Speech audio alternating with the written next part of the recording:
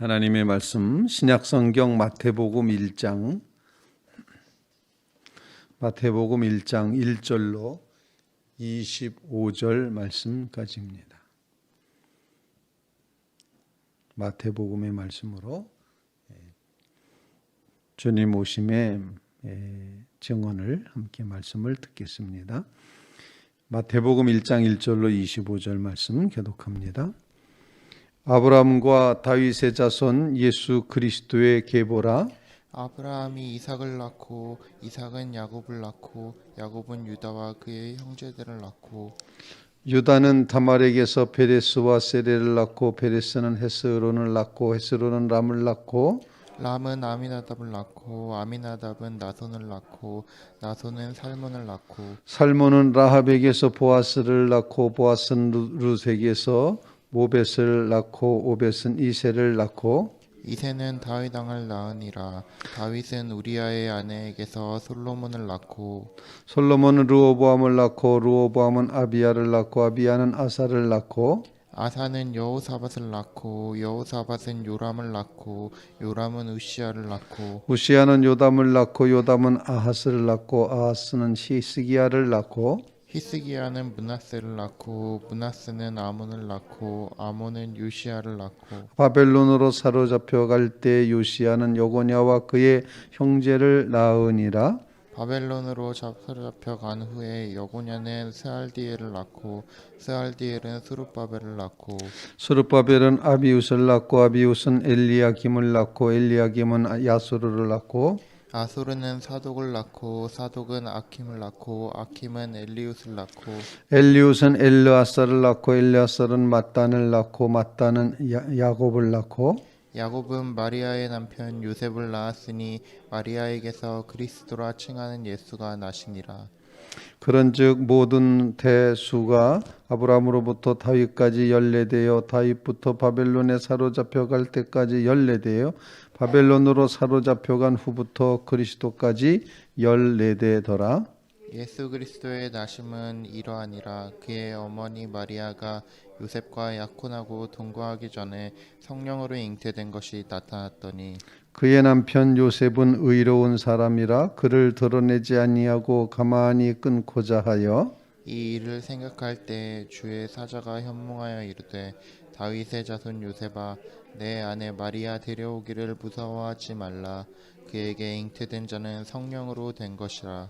아들을 낳으리니 이름을 예수라 하라. 이는 그가 자기 백성을 그들의 죄에서 구원할 자이심이라 하니라. 이 모든 일이 된 것은 주께서 선지자로 하신 말씀을 이루려 하심이니 이르시되 보라 처녀가 잉태하여 아들을 낳을 것이요 그의 이름은 임마누엘이라 하리라 하셨으니 이를 번역한즉 하나님이 우리와 함께 계시다 함이라. 요셉이 잠에서 깨어 일어나 주의 사자의 분부대로 행하여 그의 아내를 다 같이 데려왔으나 아들을 낳기까지 동침하지 아니하더니 나음의 이름을 예수라 하니라. 아멘. 살아계신 하나님의 말씀입니다. 정말 주님 오심이 이제 코앞에 닥쳤다 이렇게 표현할 수 있는 시간들을 우리가 이제 지내고 있습니다. 2021년도 성탄을 우리가 맞이하면서 오늘 본문 말씀을 통해서 우리에게 주시는 기도 제목을 함께 나눌 수 있기를 바랍니다. 그 첫 번째 기도 제목은 믿음의 계보를 계속 써야지 된다 하는 그런 사실을 우리에게 기도 제목으로 주시고 있다 생각합니다. 1절로부터 17절까지 계속된 이 계보, 흔히 족보라고 말합니까? 계보라는 말이 더 맞을 텐데 이제 앞부분에는 아브라함과 다윗의 자손 예수 그리스도의 계보라 이렇게 표현합니다. 기원과 족보를 쭉 표현을 하면서 이 계보의 모습은 아브라함으로부터 비롯됐던 믿음의 조상의 계보를 이었고 다윗 왕으로부터 시작되는 왕의 혈통을 이어가는 그런 모습을 보여주고 있고 바벨론 포로로 붙잡혀간 이후에는 제사장의 피를 이어가는 그런 모습으로 계보가 이제 기록이 되고 있습니다. 그러면서 17절까지의 말씀에 보면은 이 모든 대수가 14대, 14대, 14대다 이렇게 표현을 하고 있습니다. 이 본문을 읽으면서 믿음의 삶을 살아가는 주의 백성들, 하나님의 성도들의 삶 가운데도 이와 같은 믿음의 계보가 세워져야 된다는 그런 깨달음을 갖게 됩니다. 그래서 가정마다 하나님을 섬기는 이 믿음의 계보를 이제 계속 써가는 역사. 그래서 우리 가문에는 예수 그리스도의 복음이 어떻게 들어왔고 누가 믿었고 어떤 할머니가 믿었고 어떤 할아버지가 믿었고부터 시작을 해서 이 믿음의 계보가 계속 쓰여지게 하여 주시옵소서. 그런 간절한 간구를 주님 앞에 올려야 된다 생각을 합니다. 아브라함의 아들은 이삭과 에서 이렇게 두 사람을 이제 표현할 수가 있는데 믿음의 계보를 따라 야곱, 그리고 야곱에게는 12아들이 있었는데 이것도 믿음의 계보를 따라 유다에게서 이제 다윗 왕이 낳게 되는 그런 모습을 쭉 보여줍니다. 그래서 이 본문은 어떤 이제 의미를 가지고 있는 거니 구약에 예언되었던 하나님의 말씀, 창세기 12장 18절 말씀에 하나님께서 아브라함으로 하여금 내 씨로 말미암아 열방이 구원을 받으리라, 복을 받으리라 하신 이 언약의 말씀이 성취되는 것을 표현하고 있고, 이제 다윗 언약으로 되어 있는 사무엘하 7장 10절로 16절 말씀에 있는 것처럼 예언의 말씀, 즉 너와 내 씨로 말미암아 내 왕조로 내 왕조가 내 나라가 영원하리라 이렇게 다윗과 하나님이 언약하셨는데, 아브라함과 언약하셨던 내 씨로 말미암아 만민이 복을 받으리라 이렇게 표현했던 말씀과 너와 내 나라가 영원할 것이다 라고 말씀하신 이 언약이 성취되어져 가는 것, 그 성취로서 예수 그리스도께서 이 땅에 오시게 된다는 것입니다.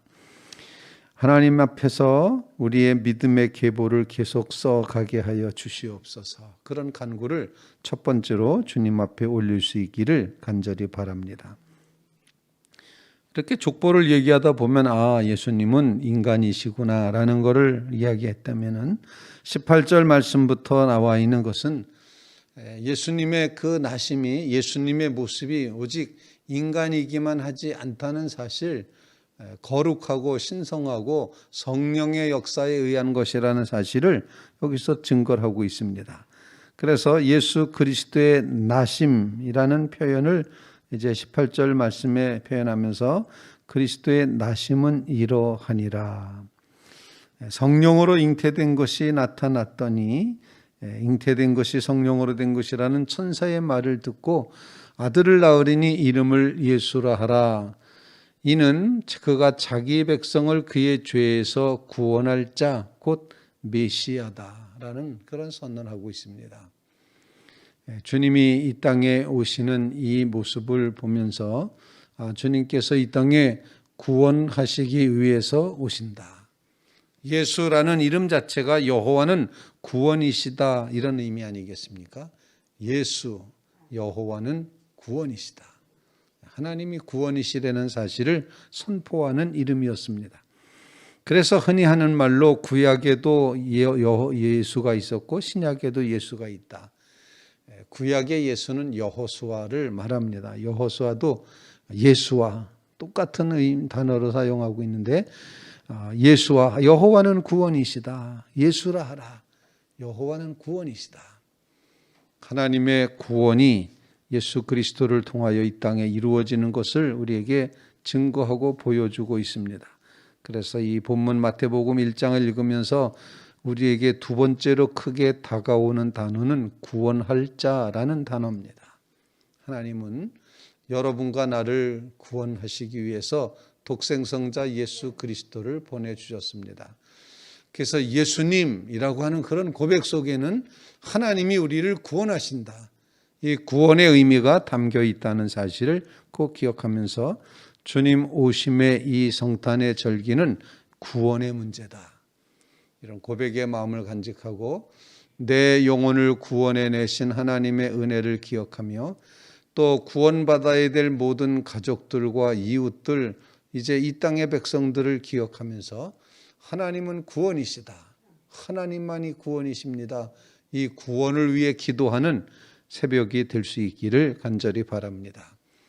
올해도 성탄을 맞이하는데 혹시 가족들 가운데 연결되어 있는 식구 가운데 아직도 예수를 구주로 만나지 못한 심령들이 있다면 우리는 이 성탄절에 꼭 기도해야 되리라 생각합니다. 주님, 구원이신 주님, 여호와가 구원이시다. 그 구원이신 주님이 오시는 이 절기에 내가 알고 있는 사람 중에 아직도 예수를 구주로 만나지 못하고 있는 사람들이 있다면 여호와가 구원이심을 분명히 깨닫고 고백하고 그렇게 발견하고 구원받은 자의 삶을 살아갈 수 있도록 하나님 저들을 인도해 주십시오. 구원해 주십시오. 예수 그리스도의 생명을 만나게 해 주십시오. 간절히 기도해야 될 그런 사명이 우리에게 있다 생각합니다. 주님 오심을 기뻐하는 것 중요합니다. 행복해하는 것 중요합니다. 근데 그 주님이 오신 목적은 구원하시기 위해서 오셨기 때문에 구원을 이룬다면 더 큰 하늘의 기쁨이 되리라 생각을 합니다. 그래서 이번 성탄절에 하나님 구원하여 주십시오. 아무개를 구원해 주십시오라고 그렇게 간절히 기도하며 구원을 기도하는 그런 절기, 은혜의 절기, 은총의 절기가 될 수 있기를 간절히 이제 바랍니다. 그래서 이 새벽에 주의 성탄을 맞이하며 하나님 우리 주변에 구원할 자라고 하시고 세상을 저들의 죄에서 구원하시기 위해 주님이 오시는데 주님 오심으로 심령마다의 정말 생명을 만나고 영혼이 변화되고 거듭나는 귀한 역사를 허락해 주십시오. 구원의 축복을 베풀어 주십시오. 간절히 간구하는 귀한 절기가 되시기를 주님의 이름으로 부탁을 드립니다. 세 번째 기도 제목입니다. 오늘 예수님의 이름을 또 다른 이름으로 표현하는데 이사야 예언처럼 이제 이사야 7장 14절 말씀처럼 보라 처녀가 잉태의 아들을 낳을 것이요 그의 이름을 임마누엘이라 하느니 친절하게 번역합니다. 이를 번역한즉 하나님이 우리와 함께 계시다 함이라. 주님이 오심은 아주 구체적으로 하나님이 우리와 함께 하시기 위함이었습니다. 그래서 주님의 목적, 하나님의 프로젝트, 하나님의 계획, 하나님의 섭리 이 모든 것은 한 단어로 요약이 되는데 내가 너희와 함께 있다입니다. 내가 너희와 함께 하기를 원한다. 함께 하시는 하나님을 저만치 멀리 떼어놓고 주일마다 가서 잠깐씩 뵙고 오는 그런 존재로 생각해서는 결코 안 된다는 것입니다. 하나님이 언제나 우리와 함께 하신다. 하나님은 우리와 함께 하시기 위해서 독생성자 육신을 입고 이 땅에 오셨다는 것, 바로 이것을 강력하게 우리에게 증언해 주고 있습니다. 그러므로 우리는 매 순간마다 하나님이 나와 함께 하십니다. 하나님이 나와 함께 하십니다. 주님의 임재 속에 내가 거하여 살아갑니다. 나보다 나를 더 잘 아시는 하나님께서 내 안에 계셔서 나의 삶을 지배하시고 나의 삶을 주장하시고 나를 인도해 가십니다. 바로 이런 고백의 마음을 가지고 임마누엘 이 삶을 살아가는 아름다운 성탄절기가 될 수 있기를 간절히 바랍니다. 고도소서 임마누엘 우리가 찬양 드렸는데 주님이 우리와 함께 하시기 위해서 이 땅에 임하심을 다시 한번 기억하면서 우리의 삶의 중심에 주님이 임하여 계심을 함께하고 계심을 꼭 기억하면서 실망과 절망과 불안과 염려와 걱정과 또 육신의 질병과 환난과 고통 가운데 있는 우리의 심령 가운데 주님이 함께 하심으로 이 모든 죄악과 문제가 다 해결되고 모든 문제가 다 한 번에 끝나버린다는 사실 기억하시면서 주님 우리와 함께하여 주시옵소서 임마누엘 하여 주시옵소서 임마누엘을 믿습니다. 고백하며 살아가는 그런 귀한 하루 되실 수 있기를 주님의 이름으로 부탁을 드립니다. 그들의 죄에서 구원할 자라고 하는 구원을 기도할 뿐만 아니라 하나님이 우리와 함께 계시다. 우리와 함께 계시기 위해서 이 땅에 육신을 입고 오시는구나. 주님 오시옵소서. 나와 함께 하심을 분명히 믿습니다. 하나님이 함께 하시니 기쁩니다. 하나님이 함께 하시니 행복합니다. 하나님을 기뻐하며 하나님을 인정하며 하나님을 행복해하며 살아가는 믿음의 성도들 다 되시기를 주님의 이름으로 축원을 드립니다.